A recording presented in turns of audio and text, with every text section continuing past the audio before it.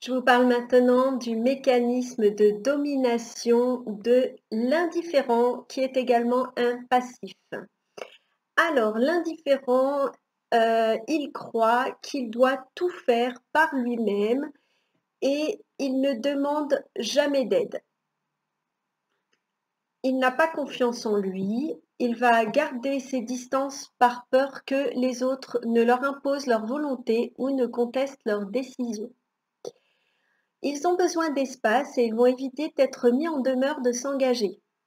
Enfant, ils n'étaient pas très souvent autorisés à satisfaire leurs besoins d'indépendance. Ils ne s'imaginent pas que leur timidité puisse être liée à leur manque d'amour, d'argent ou d'estime d'eux-mêmes. Alors, leur comportement à ces indifférents, ça va être du désintérêt, du manque de disponibilité, ils vont rejeter ou s'opposer et ils vont avoir du détachement.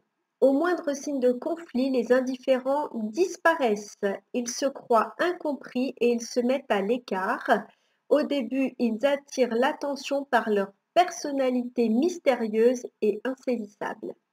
Leur comportement extérieur, ça va être de dire je ne suis pas prêt à, j'ai besoin de plus de temps, d'argent, de connaissances, je ne sais pas ou je ne suis pas sûre, peut-être que ou je te le ferai savoir.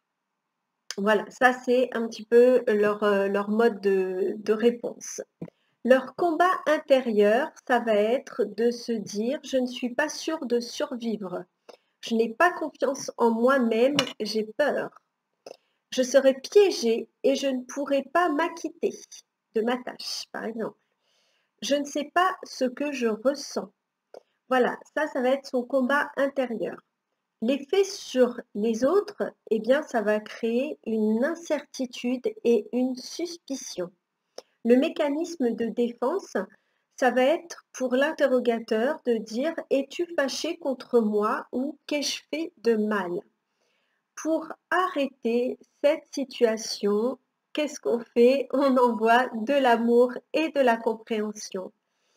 Et on pourrait dire à la personne en face de nous, j'ai l'impression que tu te retires et que tu deviens distant. On peut lui dire également quels sont tes sentiments. C'est intéressant de leur faire exprimer leurs sentiments parce qu'ils ont beaucoup de mal avec ça. Les indifférents, ils sont piégés par leur volonté de cacher leurs craintes et les doutes qu'ils ont sur eux-mêmes et leur perplexité. Si vous réagissez de cette façon, acceptez de demander de l'aide. Admettez que vous n'avez pas tous les éléments. De quels appuis avez-vous besoin en ce moment? Qu'est-ce que vous ressentez? Ayez le souci d'aller vers quelque chose ou vers quelqu'un. Parce que car fuir, c'est une solution de facilité. Voilà, ça va être la problématique pour l'indifférent. Je vous embrasse et je vous dis à bientôt.